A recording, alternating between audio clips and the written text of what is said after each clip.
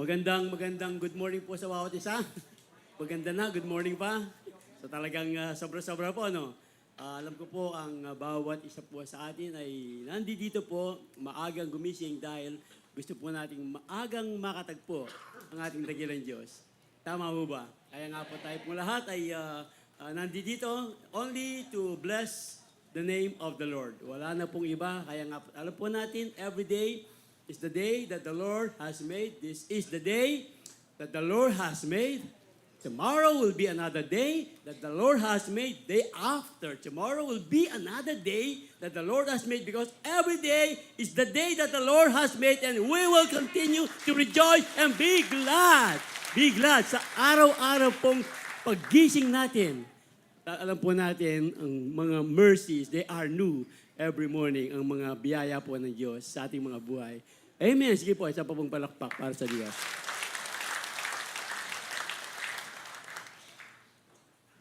Patuloy po tayo sa ating bagong seryeng pinag-uusapan. Alam naman po natin, ano ba yung ating pinag-usapan last month. So patungkol po sa pag-ibig, at ito rin po ay may kaugnayan sa atin ng pinag-usapan. Last Sunday pa lang po, patungkol po rin po sa pag-ibig. Matanong ko lang po, sa bawat isa, siguro po kahit tayo ng mga bata pa tayo, di ba sabi ng ating mga magulang, anong gusto mong maging paglaki mo? Naalala niyo pa ba? O kaya, yung pong mga apo natin, yung mga anak natin, Apo, anak, paglaki mo, anong gusto mong maging?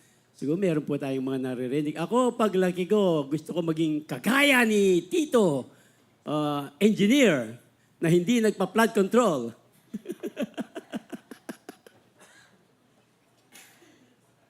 O kaya, gusto ko maging kagaya ni Tita, yung talagang nanggagamot ng mga bata, mga pediatrician, and many more. Gusto ko maging astronaut. Pupunta ako sa araw, sa sun. Hindi ka pwedeng pumunta ng sun, sabi ng ay, kasi hindi naman ako pupunta ng araw. Pupunta ako ng gabi para hindi siya nakasikat, sabi niya. Sige po, maili kayo next Sunday.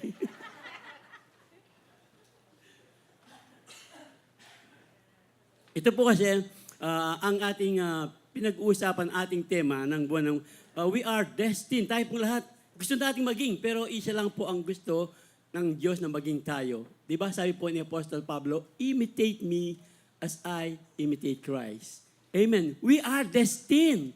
We are destined. Ito po yung ating tema buong Marso. Destined to be like Christ. Amen. Destined to be like Christ. At yung pong ating sinabi nga kanina, yung pong ating inumpisahang topic last Sunday is destined to be like Christ sa kanya pong pag-ibig. So pag pinag-usapan po natin, marami po tayong pinag-usapan patungkol po sa pag-ibig ng ating Diyos. At ngayon po siya namang bagong topic ng ating pag-uusapan, destined to be like Christ in humility. Talagang pa na hindi pa sabihan ko. Ipataluan nga pa again. Destined to be like Christ in humility. So, alam po natin, pag pinag-usapan ang humility, parang mahirap na ipagmayabang ang humility, no? Naipagyayabang ba ang humility?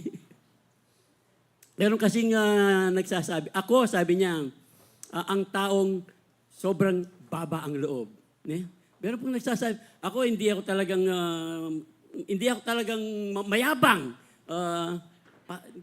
Nakikita niyo po, doon pa lang sa kanyang sinasabi, parang nagmamayabang na. Ako ang taong, pag sinasabi daw ng tao na siya ay talagang mababa ang loob, most likely, hindi totoo ang kanyang sinasabi. Kabaligtaran. Di ba? Guess niyo po.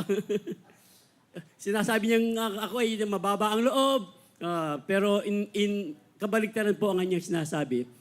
Sino bang nagsabi nun? Ang humility daw ay pinagpe-pray natin na mapasa atin. Pinagpe-pray natin sa Diyos, o Panginoon, ako po'y bigyan mo ng kababaan ng loob. Pero pag hindi daw po natin ito pinagpapasalamat sa Diyos, pinagpapray natin sa Diyos, pero hindi natin pinagpapasalamat. Paano po yun? O Panginoon, salamat po, ako ay humble. Di ba? Wala pong ganon.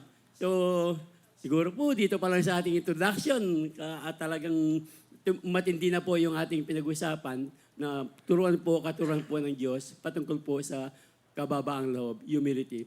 Kaya nga po, ang sabi ng Philippians 2, 3, and 4, do nothing out of selfish ambition or vain conceit. Rather, in humility, value others above yourselves, not looking to your own interests, but each of you to the interests of the others. Tayo po'y manalangin.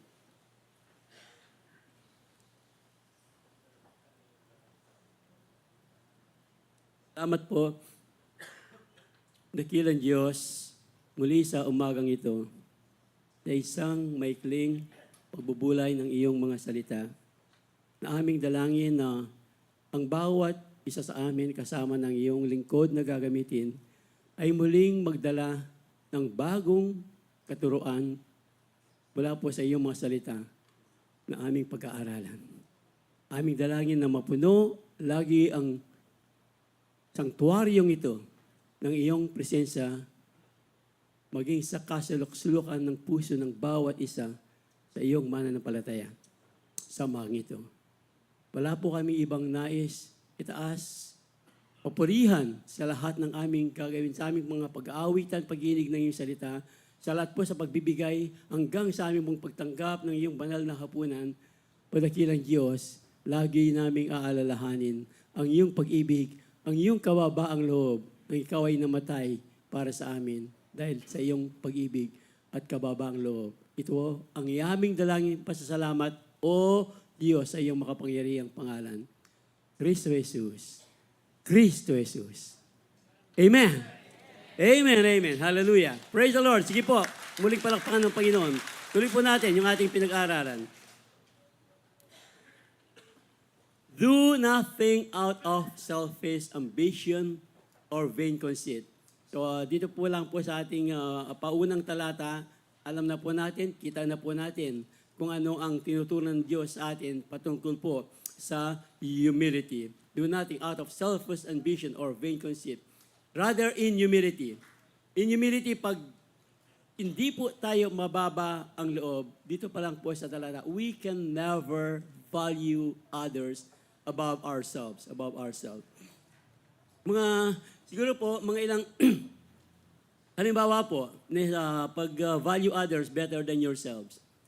Pag meron po tayong ginagawang appointment, meron tayong ka-appointment ng mga, say, dabarkads, o kaya mga kasiyo, na tayo ay magkikita dito sa ganitong oras. So, when we value others better than yourself, ano po ang gagawin natin? Tayo po ang pinakaunang darating, lalo na po kung tayo ang nag-organize ng lakad. Hindi po yung nag-organize ka ng lakad, bayaan ko muna silang darating. Pag andun na sila lahat, doon muna ako darating. Parang pa-importante na tukuha po natin. Ito po yung kabaliktaran ng ating pinag-usapan. Kaya nga, when we value others better than ourselves, mas pinahalagaan po natin yung kanila pong time. Di ba? Maaaring meron pa silang gagawin pagkatapos ng ating mga usapin. So, pag hindi po nangyari yung ating usapang oras, baka yung pong kanilang naka-schedule pang gagawin, masasacrifice po. Pero when we value others better than ourselves, tayo po ang mas naunang dumarating. Another simple example, when we value others, yung po mga nagko-commute, andyan po yung ating mga kaibigan. Tapos, when we value others than ourselves, kung may bubunutin ka, kunyari lang, may bubunutin ka, pero inihantay mo silang unang magbayad. Diba? Alam niyo po ang ibig natin sabihin, di ba? Sa ating pong mga CU discussion, yan. Kami po, talagang, yung mga iba po kasi, noon, yung mga iba talagang sa DCU discussion, yung isa gusto niya, laging siyang nagsasalita. Hindi na nakakapagsalita yung mga iba. Lalo na po yung mga forerunner. Yung mga forerunner po, yung mga forerunner nandito, ang sabi po, minsan pinag-uusapan po namin sa aming pastoral meeting, meron daw ng mga forerunner, yung pong narinig na preaching dito, pinipreach din doon sa parang siya na lang ang nagsasalita. Pinipreach din yung, wala pong ganon. Pag ganon po, you are not valuing others. Mas binavalue mo, kailangan, ako ang forerunner dito. Kailangan, dapat ako ang laging malaki ang boss. Yung mga ganon ba? Mga simpleng halimbawa lang po. At yung pong akati pa ako pa kaya hindi, nanong pamanjip yan, Pastor John, paturana na, pinatamaan ako. Praise the Lord. So, siguro mga ilang ano lang po, mga 3 bagay lang po ating pag-usapan para mas makuha po natin. Marami pa po, of course, dito po sa umagang ito, 3 lang bagay po ng ating bibigyang diin dito po sa ating pinag-uusapan. Yeah. Yung pong be like Christ in humility, yung number 1 po, para po tayo maging kagaya ni Kristo in humility, gaya po natin binasang talata, prioritize others over yourself. Mas pina-priority po natin ang mga iba kaysa sa ating sarili. Hindi naman po maging extreme, hindi po extreme. Another example, when we sa pilahan na lang, kaya nag-grocery ka. Di ba? Nag-grocery po tayo. Nakipagpila ka sa grocery. Tapos, ando ka sa pila, merong isang bumibili, ang binibili niya, isang item lang. So, ano pong ating gagawin? Kita kang gulot, dahil hindi ko pa makapila. Kayo pong pakakasagot. Paunahin ba yung isa? Ito po yung sinasabi kong extreme. Okay, pinauna natin yung isa. Tapos, meron naman dumating. Ang dami niyang dala. Sige, mauna ka na. Meron naman dumating. Sige, mauna ka na. Hindi po ganun ang ibig nating sabihin. So, di ba? Kayo pong makakaalam, kahit tayo pong nakakalam kung paano po natin bibigyan ng priority ang mga iba kaysa sa ating sarili. Simpleng halimbawa lamang po yun. Another simple example, sa mga kainan, di ba? Sabi nga ni Pastor Manny, doon sa, halimbawa, yung mga dessert, andun yung pakwan. Tapos, gusto mo, pag kumuha ng, yung pinakamaganda, yung mukhang pinakamatamis. Tapos, iwanan mo yung pinakamaputla sa kanila nito. Na total, Pastor Norman din, I think dyan na naman. Di ba, mga... Of course, meron pong mas mabibigat na pinaprioritize po natin ang mga iba. Kaya nga po, ito po yung talagang Christ-like humility. Pag pinapahalagan po natin ang iba, mas binibigyan po natin ng importante yung kanilang damdamin. Kung minsan, nasa matuwid naman, pero para lang talagang mabigyan mo siya ng hindi siya masaktan, hindi siya magtampo. Yun po yung sinasabi natin. Inaalala mo ang damdamin ng iba kaysa mas bibigyan mo ng importante sila kaysa sa iyong sarili. Total, kung kaya po natin, lalo na po, tayong mga mananampalataya, mas kaya po nating magsakripisyo. Tama po ba? Amen po ba? Dung kaya magsakripisyo? Magsabi nga ng amen. Hallelujah. Kaya nga po, my command is this, love each other as I have loved you. Ang sabi po ng salita ng Diyos.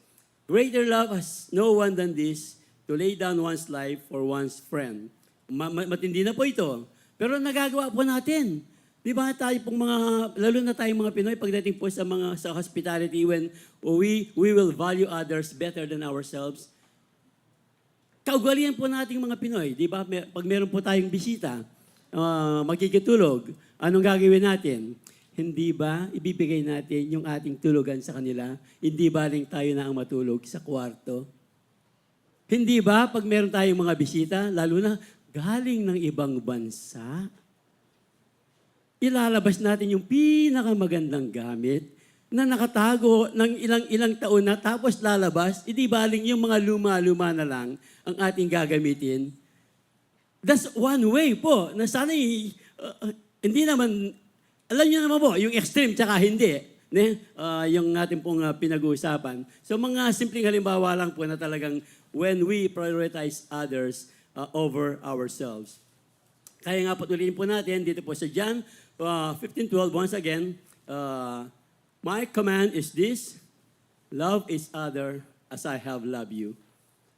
Alam po natin kung paano tayo minahal ng ating Panginoon. Greater love has no one than this, to lay down one's life for one's friend. Na pinag-aralan po natin nung nakaraan, ang pag-ibig po sa iba, yung hindi naman po not necessarily you will mamatay ka. Ako nang mamamatay para sa iyo. Yung pong kahulugan nito, binigyang budiin po natin sa ating pinag-aralan, yung pong paggawa natin ng kabutihan sa kapwa. Lalo na po pag meron din lang tayong bubunutin, merong nangangailangan, tapos meron tayong bubunutin. Di ba, alam natin, ang sabi ng James, pag meron daw kang nakitang nangangailangan at meron ka namang kayang ibigay, at sabi mo sa kanya, okay, kapatid, bahala na ang Diyos sa iyo, basta ipagpe-pray ka ta. Pero wala ka namang ginawang kabutihan, wala ka namang binunot. Of course, pagdating sa finances, pero it doesn't necessarily mean na puro po finances ang gagawin po nating pagpapakita ng ating pag-ibig sa nila. I still remember, di ba, kinuwento ko na ito several times, yung pamilya habang nananalangin, yung pong buong pamilya nananalangin si tatay, tapos nakita nila yung kanilang kapitbahay, wala pa palang kakainin, wala pa silang isasaing. Sabi ng tatay, Panginoon, kayo na po ang bala, etc. Long story short, tugunin niyo po ang kanilang pangangailangan sa pangalan ni Jesus. Amen. Tapos, pagkatapos po ng panalangin, sabi ng kanyang anak, Daddy, you know what? Our prayers will be answered right now. Sabi niya, ay, paano na? Bumunot ka, ibigay mo yung... Bumunot ka, bigyan mo sila para masagot ang kanilang ang ating panalangin. Nananalangin kang tugunin ng Diyos ang kanilang pangangailangan. Andito naman tayo para gamitin ng Diyos para tugunin ang kanilang panalangin. Nandiyan ba kayo para tugunin ang pangangailangan ng mga iba? Amen! Yan po ang sinasabi ng ating pinag-aaralan. Hallelujah. Praise the Lord.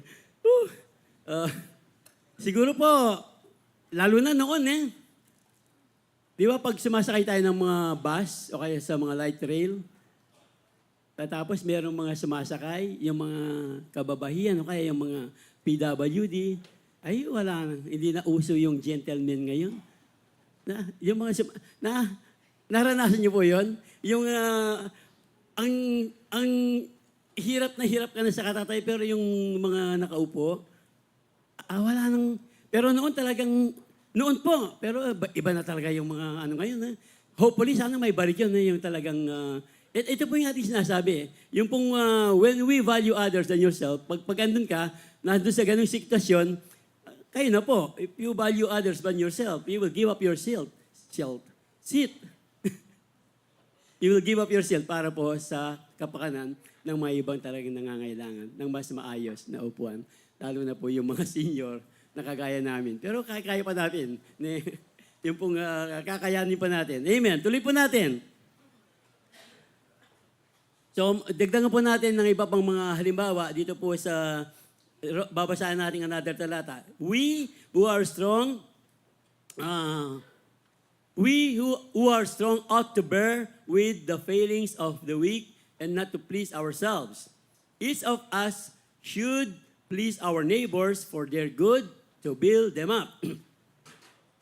For even Christ did not please himself, but as it is written, the insults of those who insult you have fallen on me.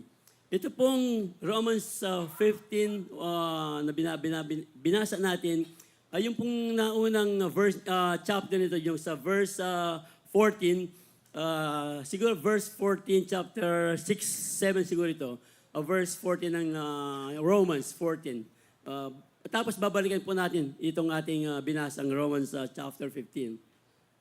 Para mas maintindihan po natin ang ibig sabihin po ng talagang we value others better than ourselves. Patungkol po ito sa whoever regards one day as a special day, so a special that whoever regards one day as a special does so to the Lord. So whoever eats meat does so to the Lord, for they give thanks to God. And whoever abstains does so to the Lord and give thanks to God. For none of us lives for ourselves alone, and none of us dies for ourselves alone. So ito po yung bagay na pinag-usapan natin, na tayo daw po mga malalakas, bear with the failings of the weak. Kasi po, hindi ko po alam kung meron pa ngayon. Meron ba bang natitisod sa mga mananampalataya ngayon na pag meron po tayong nakikitang kumakain ng dugo, ay natitisod pa tayo? O, kasi lalo na po noon, pag yung mga tao, pag nakikitang nanonood ng sine, mitatakid la po rin kapatid. Pero ngayon po, noon kasi yung mga sinehan, talagang pag nakita ng, itang kapatid, leader ya pa mo, manalbe pala sine. Mga niyan pala, manalbe na ako mo rin. Hindi po ganon. Parang umihina ang pananampalataya, yung pong sinasabi natin, sila po ay natitisod. Dahil alam natin, tama naman para sa atin. Sa pagsamba po, lalo na yung mga ibang mananampalataya, ang sabi nila, ang pagsamba daw, araw ng pagsamba, Sabado lang. Sabado lang. Ito po yung sinasabi natin kanina. Yung pong araw ng pagsamba, meron po tayong Sabat. Tama ni Sabat. Meron tayong Linggo, meron tayong Wednesday. Sa may ibang lugar, meron pong Friday. So, depende po yan sa lugar, depende po yan sa sitwasyon. Kaya nga po tayo nagkaroon ng Sabat. Noon, wala naman talagang Sabat. Nadagdag po yung Sabat because of the pandemic. Pero hindi po natin naalis yung Sabbath service dahil dumami po, hindi na po tayo magkakasya. Kaya nga po ginagawa natin ngayon, 4 na yung service. Noon, isa lang. Yung mga mananampalataya ay talagang isa lang yung araw ng pagsamba. Linggo lang. Pero ang ano po dito, ang punto po natin dito, pag talagang, for no one does live for ourselves alone. Balikan po natin yung 6 verse 6 kanina ng Romans. Whoever regards one day as special. So tayo po ngayon, nandito, we regard this hour as special. This day of the hour, this hour of the day as special. Ginagawa natin ito para sa Diyos. So pagdating naman po sa pagkain, ito nga po, meron po kasi yung mga vegetarian. Pag nakikita yung mga, di ba? And many more pagkain. Yung mga iba nga, nakikita lang kumakain ng balot, yung mga iba, natitisot kasi yung balot daw, meron pang dugo. Pero alam naman po natin, of course, medically speaking, alam natin, ang pagkain ng dugo, pinaka-ano raw yan. Pero tayo rin po. Ako na po ukutang nung ninong mamangan, nung po nung ninong mamangan, po Kenny Pamot, inang mitakid. Ang ibig lang po sana natin sabihin, kung sakali po, meron kang kapatid na mahina pa ang pananampalataya, para sa iyo, talagang, hindi, basta alam ko, binilinis na itong Panginoon mo. Di ba nila siyang matakid? Balo na ito. Matisod, yan. Di ba rin na siyang matisod, basta alam mo, yung ginagawa mo, tama. So, kaya nga po, bigyan daw po natin ng priority yung others better than ourselves. Nakuha niyo po ating pinag-aaralan. Kaya nga, tayo daw, balikan po natin, Romans 15, we who are strong, ang sabi po ng salita ng Diyos, ought to bear with the failings of the weak and not to please ourselves. Yun lang po ang ibig sabihin. Yun lang po ang isang ibig sabihin when we prioritize others over yourselves. Praise the Lord. Kaya nga, another verse po, I have, yung pong, O sige, bago po sabihin yung mga iba, basahin ko muna yung talata. Meron po kasi akong naalala, pero basahin ko muna yung talata ng Corinthians 10. Corinthians 10 po, I have the right to do anything. Na yun po yung atin ang binibigyang diin pa just a while ago, I have the right to do anything, you say. But not everything is beneficial. Tama naman, you have the right to do, pero nakakabuti ba yan sa iyong kapatid? Baka mahina pa ang iyong kapatid sa pananampalataya. I have the right to do anything, but not everything is constructive. Nakakapagtaas ba yan ng kanilang mga pananampalataya? Ito po yung sinasabi nating prioritize others over yourself. Tama naman, para sa iyo, dahil malalim ka na sa pananampalataya, pero kahit malalim ka na sa pananampalataya, kung ang iyong ginagawa ay talagang titignan mo muna, beneficial ba yan sa mga iba? Nakapag-construct ba yan ng pananampalataya sa iba? Kaya nga, dun sa verse 24, binigyan pong diin, no one should seek their own good, but the good of others. But the good of others. Yung mga di ba, patungkol na lang sa pag-inom. Ay, pag-inom. Yung pag-inom po, sa ibang bansa, medicine po yung pag-inom. Pero sa ating pong kultura, pag nakita kang umiinom, ang mindset po ng mga tao, lasinggero ka. Diba? Lasinggero ka. Kaya nga, para hindi ka makita ang umiinom, magtago ka na lang. Erase po, erase. Sabihan na kay, sabihan na Pastor Jack, pwede pala, basta makasalikot ko. Ano po yun, medicine po. Pero, yun nga, pati po yung paninigarilyo. Wala naman daw sa Bible yung paninigarilyo. So alam naman natin, pag naninigarilyo ka, pag umiinom ka, lalo na pag umiinom yung mga kalalakihan, hindi po yan, pati po mga babae ngayon, meron na tayo nakikitang nagipag-inuman, nasa mga mall pa. Kaya nga sabi daw ng mga iba, yung mga babae ngayon, hindi na namana yung pagluluto ni nanay, namana yung pag-inom ni tatay.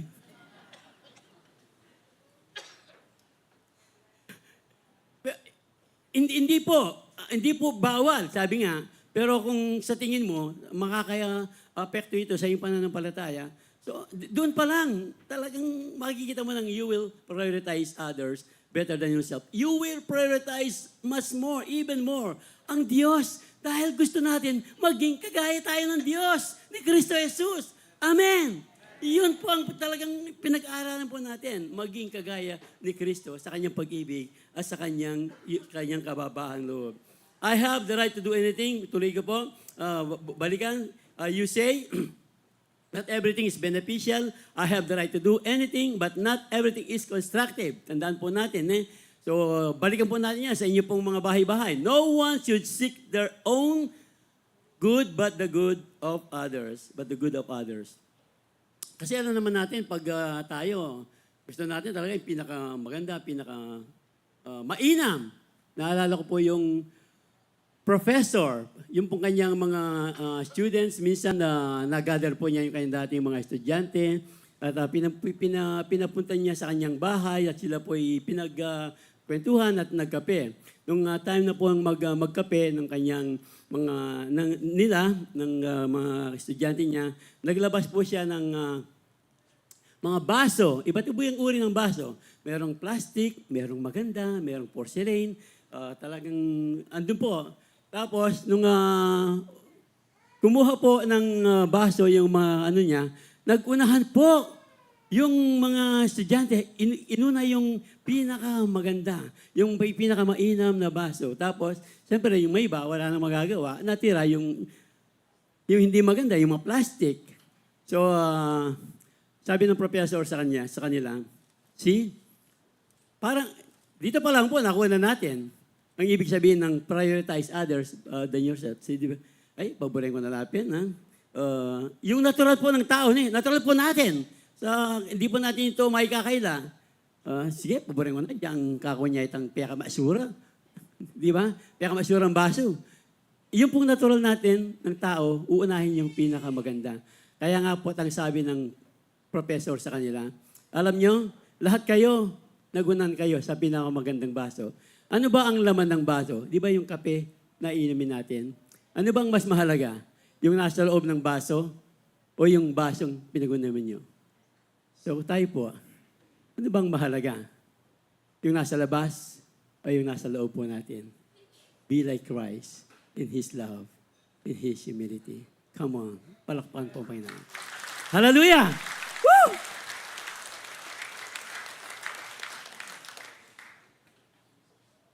Praise the Lord. So, tuloy po natin ating pinag-aaralan. Be like Christ in humility when we value others. Where am I? Nasa ano na po tayo. Valuing others over yourself is a form of humility as exemplified by Christ. Natin pong binigyang diin just a while ago. Kaya nga po, when we value others over yourselves, this is a form of humility as exemplified by Christ. Turo po sa atin ng ating Panginoong Kristo. Ipinakita po ng ating Panginoong Kristo Jesus ang tunay na kababaan. Example. At hindi lang po yun. Ito pong consider other better than yourselves. Kailangan po nating embrace the role of a servant. We need to embrace the role of a servant. Yung pong humility as binigyang example po ng ating senior pastor kagabi, yung pong mga leader, of course yung mga leader, yung pong, talagang servant leader yan eh. Pastor na yapang magligpit ne.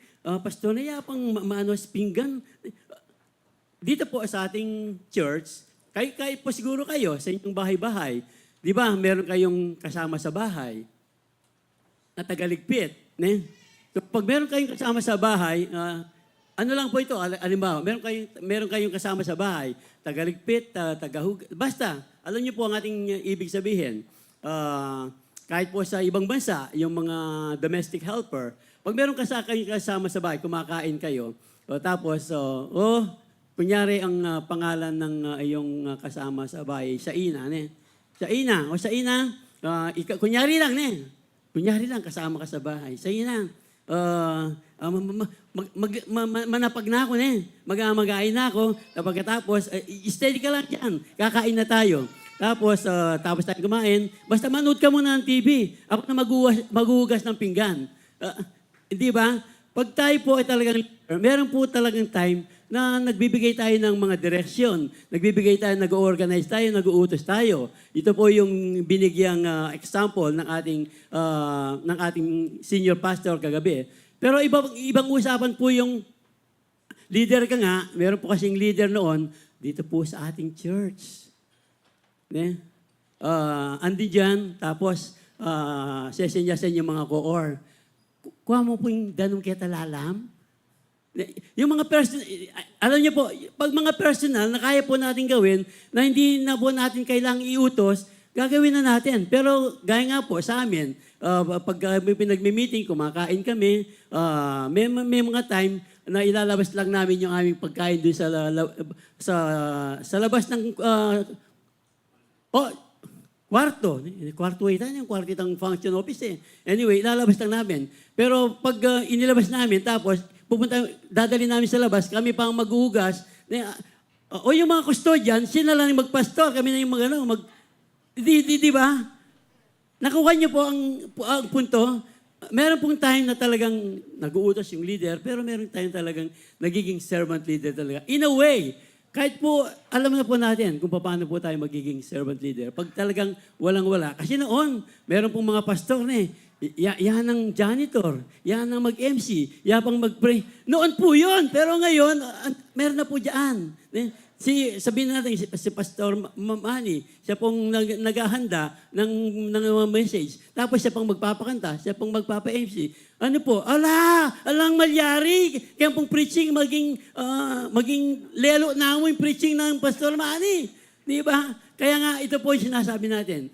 Yung pong mga pastor, talagang naghahanda po yan ng prayer, ng kanilang preaching. At meron po tayong kani-kaniyang gawain. Yun lang po ang ating ibig sabihin ng pagiging servant leader. Embrace the role of a servant. So alam po natin, ang ating Panginoong Kristo Jesus, He got up from the table. Yung pong halimbawa nung hugasan niya yung paa. Took off his robe. Hugasan niya ang paa ng mga disciples. Wrapped a towel around his waist. And poured water into a basin. Then he began to wash the disciples' feet. Drying them with a towel had around him. Ba? Ala kayo po nga pansin? Noon pala, meron ng spa. Nag-upisa kay Jesus ang spa. Di ba ngayon, pa-social? Talaga. Habang naka-spa ka, meron ka pang, di ba, nag-Facebook ka. Pero ito po, kauna-unahang spa. Nasa Bible pala, ang ating Panginoong Jesus, hinugasan ang paa ng mga disciples. Praise the Lord. Yeah, drying them up with a towel. So, tuloy lang po natin. Sa 12:17 po, tuloy po natin. After washing their feet, he put on his robe again and sat down and asked. Ito po ang tanong, kahit po sa atin ng Diyos. Do you understand what I was doing? Yung pong ginawa ng Diyos. Tinanong niya sa kanyang mga disciples, tanong din po sa atin, do you understand what I was doing? You call me teacher and Lord, and you are right, because that's what I am. That's what I am. And since I, your Lord and teacher, have washed your feet, you ought to wash each other's feet. Sinasabi po natin kanina, valuing others better than yourself, embrace as a role of a servant. Yung po sinabi natin, na talagang kung kinakailangan pong tayo ang gumawa, na wala naman talagang gagawa. Wala naman talagang gagawa. That is a role of a servant. I have given you an example to follow. I have given you an example to follow. So, do as I have done to you. Do as I have done to you. Ito po yung sinasabi ng ating Panginoon. Ang ibig lang pong sabihin nito, pag meron po tayong kakayahan, tulungan yung mga iba. Meron tayong kakayahang tulungan ang mga iba at wala po tayong ginagawa. Dito po, hindi po natin sinusunod ang tagubilin, isang tagubilin po ng Diyos. We really don't embrace the role of a servant. When we help others, na talaga pong kailangan ng tulong, that's one way of embracing the role of a servant. But among you, it will be different, ang sabi ng salita ng Diyos. Pero dito po sa bago po natin, basahin itong Mark, yung pong verse 17, nandito yung verse 17 ng John, balikan po natin yung verse 17. Now that you know this, ito po yung maganda. Now that you know these things, God will bless you for doing them. Wow! Ito po yung sinasabi ng Diyos na pero po tayong ginagawang kabutihan. Hindi po magbabago ang salita ng Diyos. Ang prinsipyo ng Diyos, ibabalik po niyan ang pagpapala sa ating mga buhay. Hindi man material, hindi man financial, pero ang Diyos meron pong paraan kung paano ibabalik ang pagpapala sa atin pag tayo po ay ginagawa natin ito. Role of a servant, we value others better than ourselves dahil ang Diyos po ay tapat sa kanyang pangako. He will bless. Di ba? Isang basong tubig lang daw ang ibibigay mo sa kanyang lingkod. Tapos malamig pa. Kahit walang kulay, isang basong tubig lang, hindi daw po mawawalan ng gantimpala. E di, yun pong ating ginagawang kabutihan. Ang Diyos pong nangako. Kaya nga po't huwag daw tayong sumawa. Pati ako, mga pakinig sa sarili ko. Huwag daw tayong magsawa. Di ba? Huwag daw tayong magsawa sa paggawa ng kabutihan dahil sa tamang panahon, ang Diyos po ang magbibigay sa atin. We will reward. Galatians 6:9, remember? Na huwag daw tayong magsawa sa paggawa ng kabutihan dahil dito po sa ating binasa, the Lord God will bless you for doing them. Amen! Come on! Palakpakan ng Panginoon. Hallelujah! Kaya nga, but among you, it will be different. Sa mga iba, pero sa atin po talagang ibang-iba talaga, it will be different. Whoever wants to be a leader among you must be your servant, and whoever wants to be first among you must be the slave of everyone else.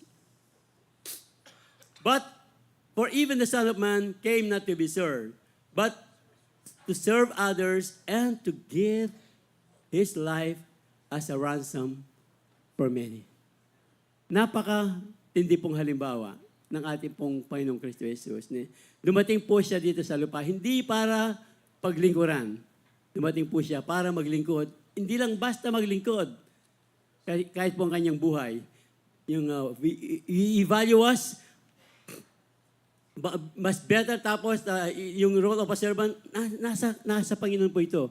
Kaya nga po, ang pinag-aaralan natin, pinakadakilang halimbawa po, ang ating Panginoong Kristo Jesus, for even the Son of Man, Jesus Himself, came not to be served, but to serve, and others, and to give His life as a ransom for many. Na alam po natin, talagang binigay na po ng Diyos, lahat-lahat, ang kanyang buhay, para lang sa kanyang pagmamahal sa atin. Yung pong being like Christ is having the humility, but to put yourself last and putting others first. Putting others first. Teaching them, realizing that the best way to live, one of the best way, the best way to live is ang pagtulong po sa mga iba. Hallelujah. Kaya nga po, ito pong helping the needy, helping each other, is the form of humility. Praise the Lord. Bilang mga servant, of course, meron tayong mga karapatan, gaya ng ating sinabi kanina, hindi porke servant tayo, pero bilang mga anak ng Diyos, mas malaki po ang ating karapatan bilang pong mga anak ng Diyos. Pero bilang mga servant po, basahin po natin na talata po dito sa Lucas naman po, Lucas.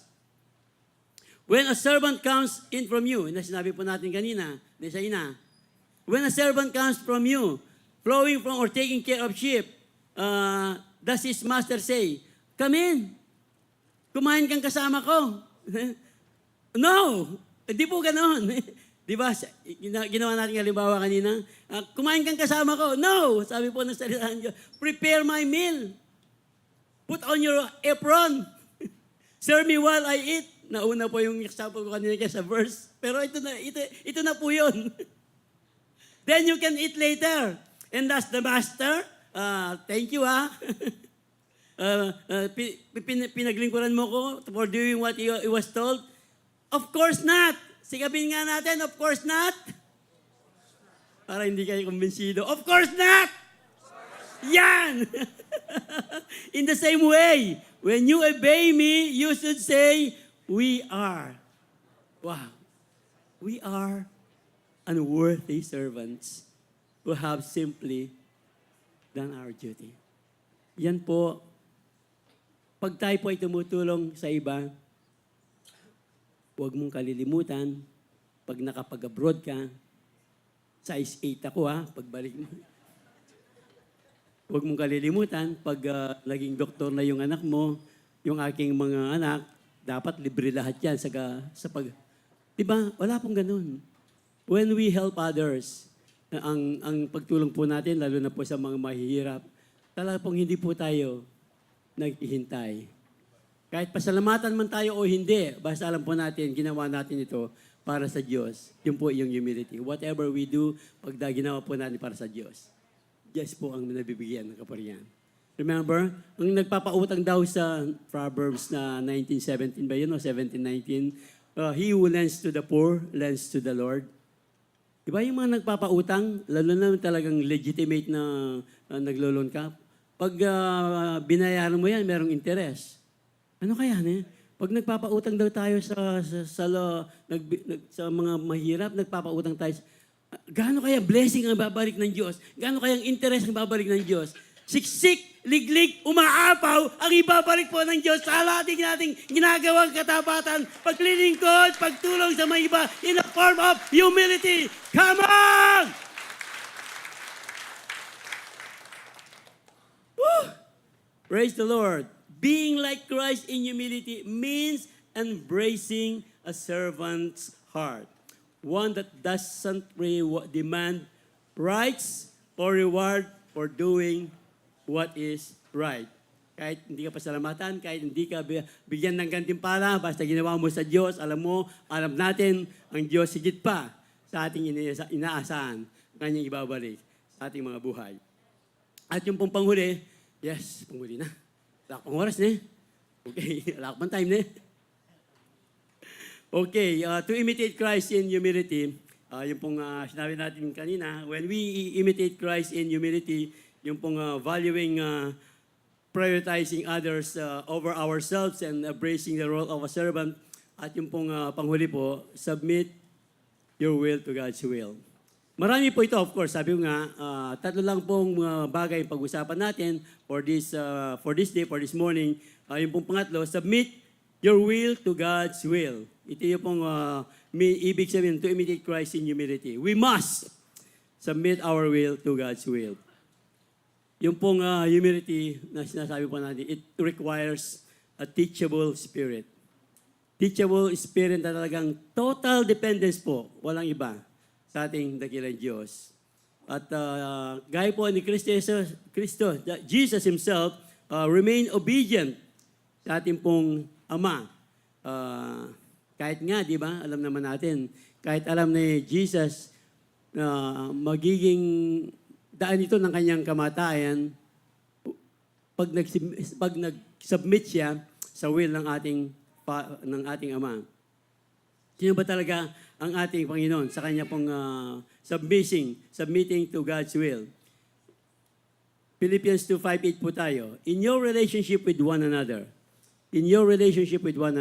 have the same mindset as Christ Jesus.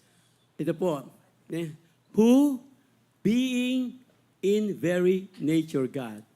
So, kung si Jesus, sinasabi nila, tao lang, dito po who being in the very nature of God, Jesus po ito, Christ, have the same mindset as Christ Jesus. So doon po, who being in the very nature of God, did not consider equality with God something to be used to his own advantage. Rather, he made himself nothing by taking the very nature of a servant. The nature of God, balikan po natin kanina, who being in the nature of God, Christ Jesus being in the nature of God, dundag po tayo ulit sa 7, he made himself nothing by taking the very nature of a servant. Si Jesus po ito. Pero minsan yung tao parang nahihirapan pang gawin itong binabasa po natin. Being made in human likeness and being found in appearance as a man, ito po ang ginawa ng ating Panginoong Kristo. He humbled himself by becoming obedient to death, even death on the cross. Noon po, pag namatay ka sa cross, ano po ito, life sentence, silya electric ba? Sa ating panahon, death sentence po talagang criminal, pinaka-grabing paraan po ng parusa, kamatayan po sa krus, even death on the cross. Dahil lang po nagpakababa. Very nature of God. Very nature of God. Kaya naman po niya. Remember po yung prayer sa Gethsemane? And he withdrew them from about a stone and knelt and prayed, saying, Luke 22 po tayo, and he withdrew from them about a stone's throw and knelt down and prayed, saying, Father, talaga pong marubdob po ang kanyang panalangin. If you are willing, remove this cup from me. Pero sabi po niya, nevertheless, not my will, but yours be done. Yung pong binasa natin kanina.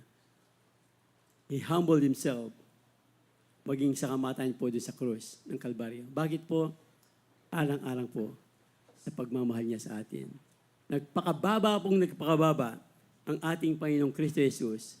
Alang-alang po sa bawat sa atin ang dahil po sa kanyang pagmamahal. Na alam po natin, lagi po nating sinasabi, I believe, memorize na po natin John 3:16. Dahil lang po yan sa pagmamahal ng Diyos sa bawat isa atin. Kung hindi lang tayo mahal ng Panginoon, so what? E di, mamatay tayo, punta tayo lahat ng impyerno. Wala namang mawawala sa Kanya. Wala namang madadagdag sa Kanya. Diyos pa rin siya. Pero dahil nga mahal na mahal ng Diyos, ang tao, kasama po tayo doon. Kaya nga po ibinigay niya ang Kanyang kaisa-isang anak. John 3:16, ang sino man ang sa Kanya ay manampalataya. Hindi na mapapahamak. Meron pang blessing, buhay na walang hanggan. Amen. Kahit po yung ating mga bisita o kaya siguro po matagal na nag-a-attend pero talagang hindi pa talaga isinuko ang kanyang buhay sa ating Panginoon.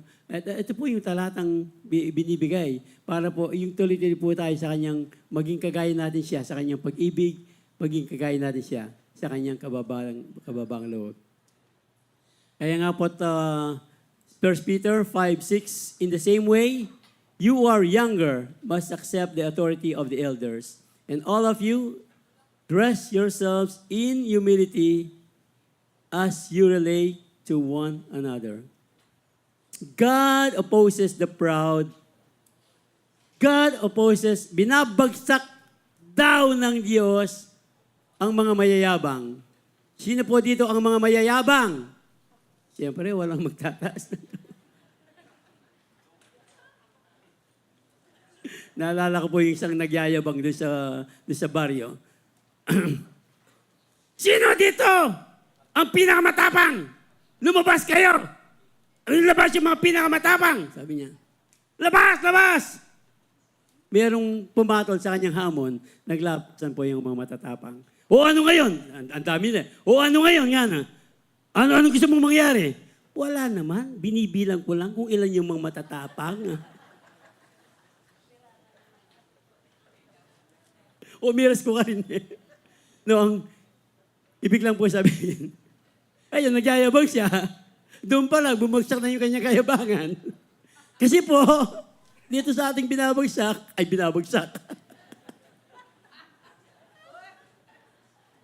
binabasa. Binabagsak ng Diyos ang mga mayayabang. So wag po tayo magyabang. So maging humble daw po tayo. God opposes the proud, but gives grace to the humble. Gives grace to the humble. So, humble yourself under the mighty power of God. Hindi po natin kaya, pero under the mighty power of God, kaya po nating mag-humble. Humble yourself in the mighty power of God. And at the right time, He will lift you up in honor. Come on!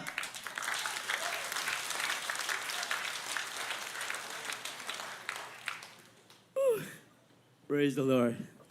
Praise the Lord. Christ-like humility means giving up your rights and privileges to serve others, saying, ito po yan, not my will, but God's will be done.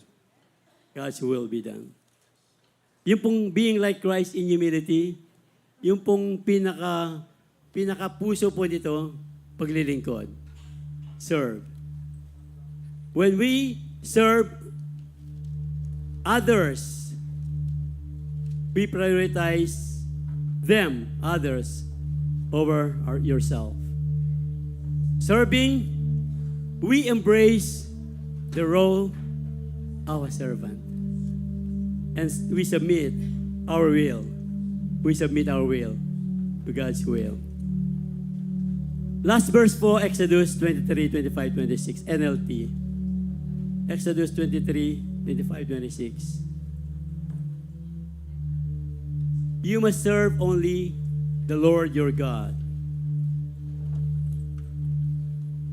If you do, sabi po ng salita niya, I will bless you with food, with water.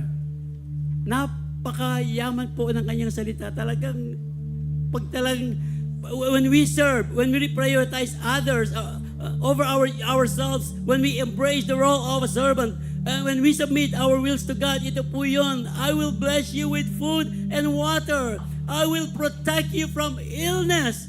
There will be no miscarriage or infertility in your land. And I will give you long, full lives. Hallelujah! Kaya nga po, maging malinis po tayo. Let us ask God to give us clean hands sa ating Give us paglilingkod clean palagi. hands. Walang iniisip, maliban sa iba, Give us maliban sa ating pure naging ng Diyos. Give us clean hands. Hallelujah! Let us not leave our souls